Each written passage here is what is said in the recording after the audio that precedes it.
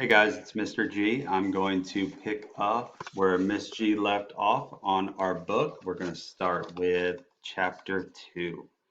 On Tuesday night, Jamie found his list of instructions under his pillow pinned to his pajamas.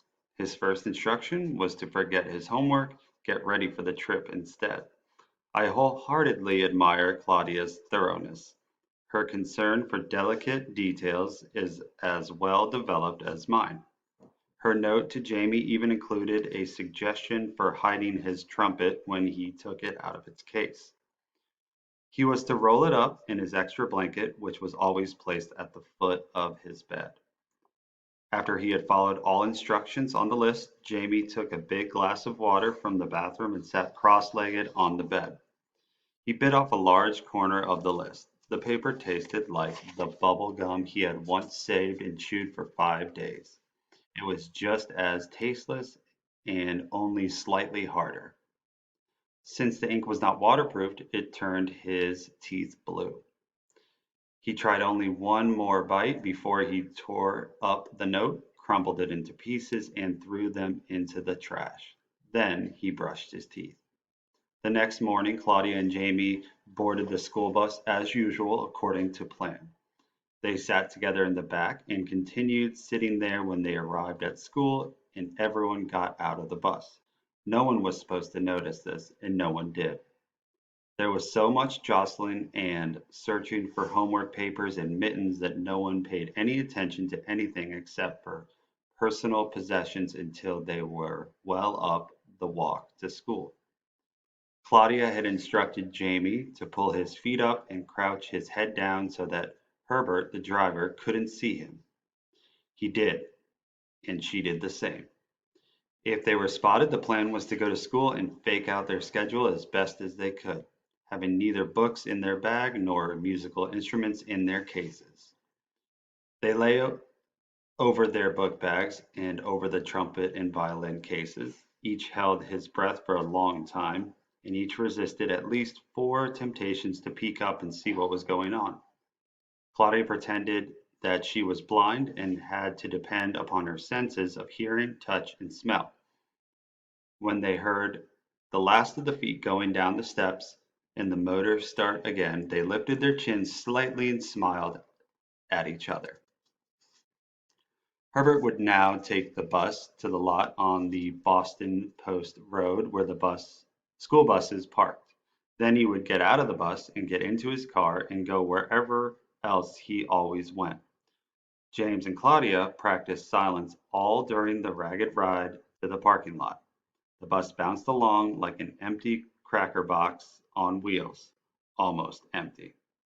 Fortunately, the bumps made it noisy, otherwise Claudia would have worried for fear that the driver could hear her heart, for it sounded to her like an electric percolator brewing the morning's coffee.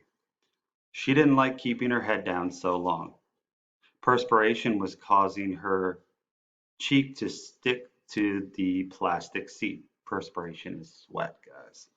So that sounds gross. She was convinced that she would develop a medium seriously skin disease within 5 minutes after she got off the bus. The bus came to a stop.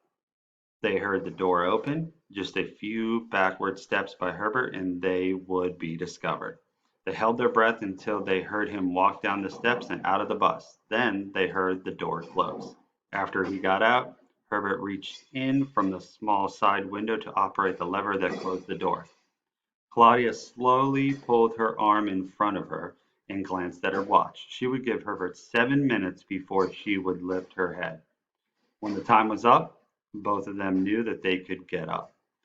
But both wanted to see if they could hold out a little bit longer, and they did. They stayed crouched down for about 45 more seconds, but being cramped and uncomfortable, it seemed like 45 more minutes. When they got up, both were grinning. They peeked out the window of the bus and saw that the coast was clear. There was no need to hurry, so they slowly made their way up to the front, Claudia leading. The door lever was left of the driver's seat, and she walked towards it. She heard an awful racket behind her. "Jamie," she whispered, What's all that racket? Jamie stopped, and so did the noise. What racket? He demanded. You. You are the racket. What in the world are you wearing? Chainmail? I'm just wearing my usual. Starting from the bottom, I have a BVD briefs, size 10, one t-shirt. Oh, for goodness sake, I know all that. What are you wearing that makes so much noise? $24.43.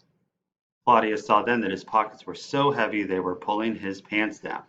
There was a gap of an inch and a half between the bottom hem of his shirt and the top of his pants.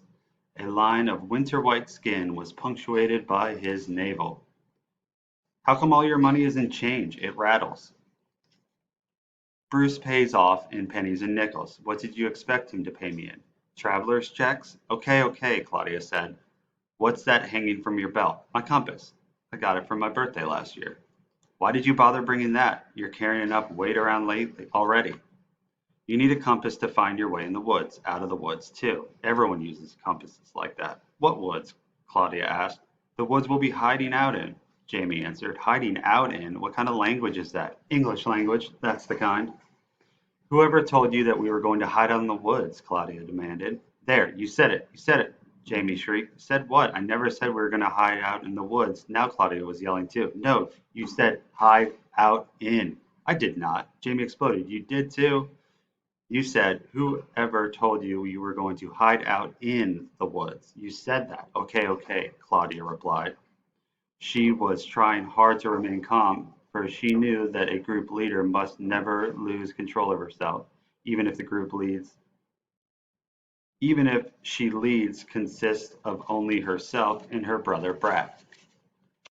Okay, she repeated. I may have said hide out in, but I didn't say the woods. Yes, sir, you said.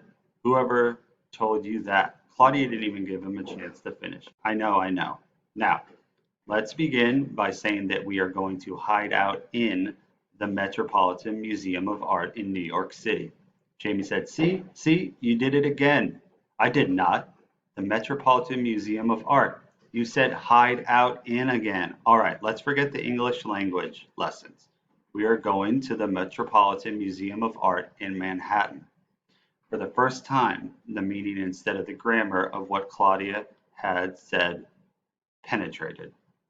The museum, the Metropolitan Museum of Art? Baloney, he exclaimed. What kind of crazy idea is that? Claudia now felt that she had control of herself and Jamie and the situation.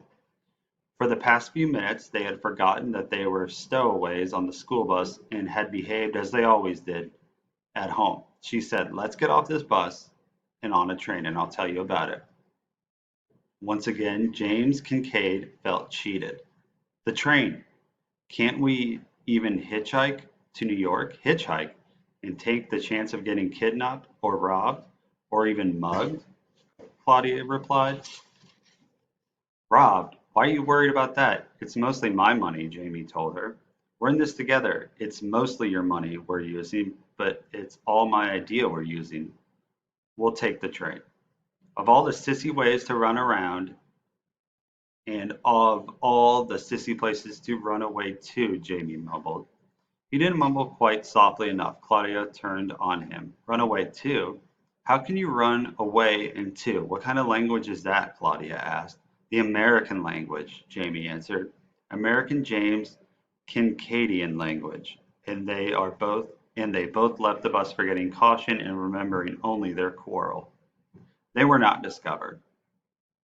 On the way to the train station, Claudia mailed 2 letters. What were those? Jamie asked.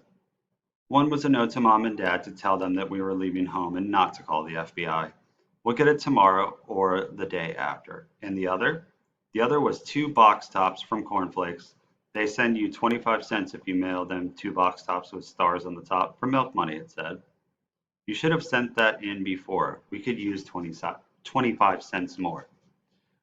Well, we just finished eating the second box of cornflakes this morning, Claudia informed him. They arrived at Greenwich Station in time to catch the 10:42 local.